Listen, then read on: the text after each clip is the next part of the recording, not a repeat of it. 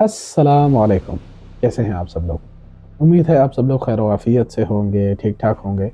आज है मेरा 100 डेज़ चैलेंज का तीसरा दिन और मास्टर सीरीज़ क्लास का है पहला दिन। तो ज़्यादा टाइम नहीं लेते, शुरू करते हैं डेटा सोर्सिंग से। तो डेटा सोर्सिंग में सबसे पहले हमारे पास आता है ऑन-चेन डेटा। लेकिन एक बात, शुरू करने से पहले मैं ये बता दूँ कि आप अपने साथ कॉपी और पेंसिल रख दें। कुछ की पॉइंट्स मैं आप लोगों को बताऊँगा।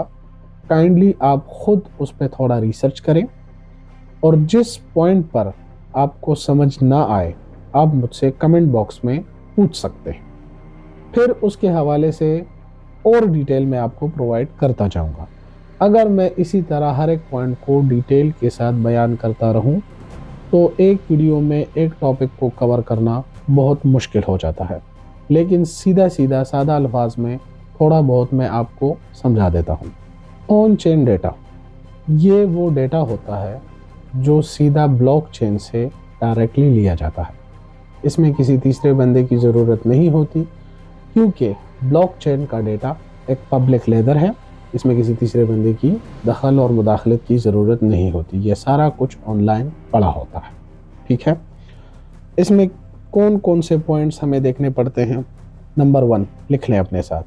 ट्रांज़ैक्शंस देखनी पड़ती हैं, वॉलेट एड्रेसेस देखनी पड़ती हैं, नेटवर्क हेल्थ देखना पड़ता है, स्मार्ट कॉन्ट्रैक्ट्स देखने पड़ते हैं।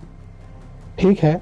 फिर उसके बाद आता है हमारे पास ऑफ चेन डेटा, मार्केट और सोशल डेटा, जिसमें है exchange data, price data, sentiments data और मैक्रो डेटा।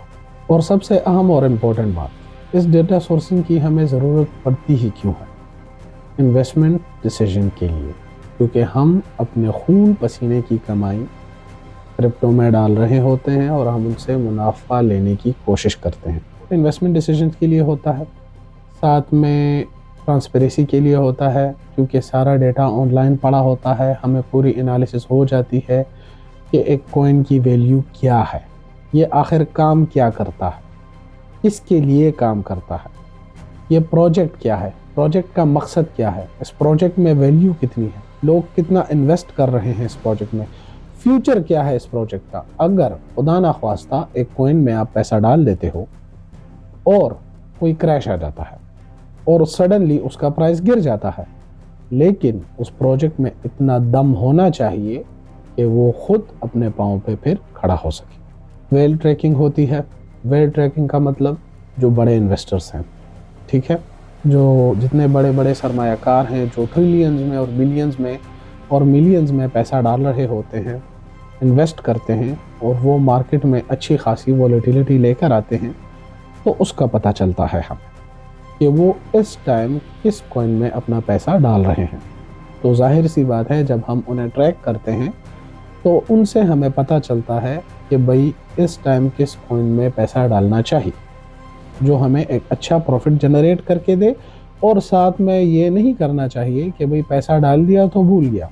नहीं, साथ में अपनी रिसर्च जारी रखनी चाहिए, क्योंकि अगर कोई बड़ा इन्वेस्टर पैसा निकालने वाला है या कोई दूसरा अच्छा प्रोजेक्ट है, पूरी मार्केट का रुझान उसकी तरफ जा रहा है, तो प्रॉफिट कलेक्ट कर लेना चाहिए वक्त पे। नहीं तो लालच की वजह से आप जो प्रॉफिट कर रहे हो वो भी गवा दोगे।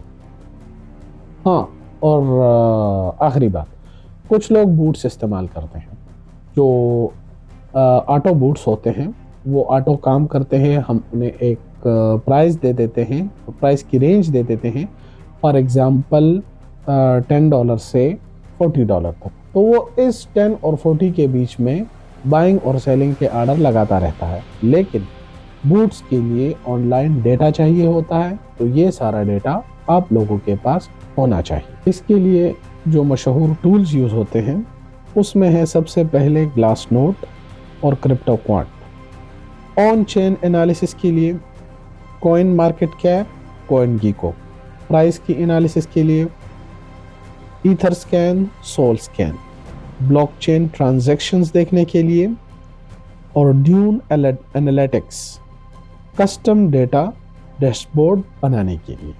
उम्मीद है मेरी ये वीडियो आप सब लोगों के लिए इंफॉर्मेटिव रही होगी। तो काइंडली मुझे लाइक करें, फॉलो करें और कमेंट बॉक्स में अपने फीडबैक से आगाह करें। तब तक के लिए अल्लाह हाफिज़।